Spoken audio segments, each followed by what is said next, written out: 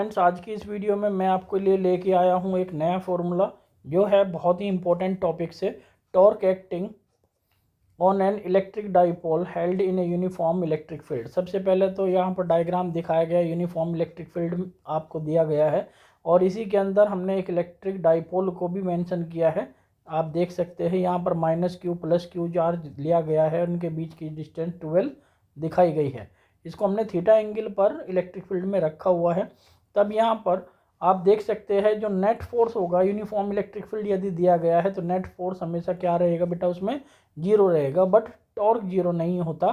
तो टॉर्क निकालने के लिए हम यहाँ पर क्या करेंगे कि टाउ से डिनोट करते हैं। टॉर्क इक्वल टू होता है any one force into perpendicular distance. तो फोर्स हमने एफ ले लिया और जो है परपेंडिकुलर डिस्टेंस यहाँ पर बी सी जो है परपेंडिकुलर डिस्टेंस आ जाएगी। आपको BC की वैल्यू कैसे फाइंड आउट करनी है उसके लिए मैंने आपको लिए यहाँ पर साइड में दिखाया है, ट्राइंगल ABC को मान करके साइन थीटा आप उसमें लोगे तो यहाँ से BC की वैल्यू आ जाएगी। तो Q × 12 आप जो है P लिख सकते हैं, क्योंकि F की वैल्यू Q × E हम रखेंगे और मैग्नीट्यूड फॉर्म में BC आपका 12 साइन थीटा, Q × 12 को P कहते हैं इलेक्ट्रिक डाइपोल मोमेंट। तो यहाँ से tau equal to PE sine theta आ जाता है। साथ ही साथ यदि हम वेक्टर फॉर्म इसकी निकालते हैं तो tau vector equal to P vector cross E vector आता है, क्योंकि यहाँ पर क्रॉस प्रोडक्ट इसलिए है क्योंकि यहाँ पर आप जो है फॉर्मूले में साइन थीटा पाते हैं। यदि यहाँ फॉर्मूले में कॉस थीटा होता तो डॉट प्रोडक्ट होता, तो यकीनन यहाँ पर साइन थीटा है तो इसलिए यहाँ पर क्रॉस प्रोडक्ट लिया जाएगा। ध्यान रहे यहाँ पर इसी फॉर्मूले में ये जो फॉर्मूला आप देख रहे हैं बच्चों, यहाँ पर थीटा की वैल्यू 0 या 180 हम रखते हैं तो टॉर्क आपको मिनिमम मिलता है। 0 का मतलब होगा कि जो इलेक्ट्रिक डाइपोल मोमेंट है वो उसकी डायरेक्शन इलेक्ट्रिक फील्ड लाइन के पैरेलल हो जाए, ठीक है।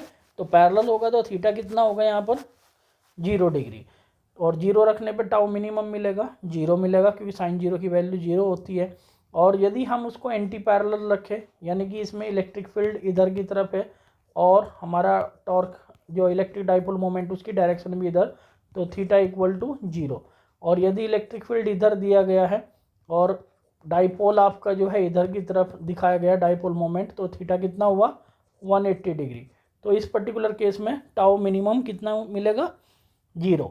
और यदि हमें मैक्सिमम दिखाना है तो उसके लिए हमें डाइपोल को जो है इलेक्ट्रिक फील्ड के परपेंडिकुलर रखना पड़ेगा।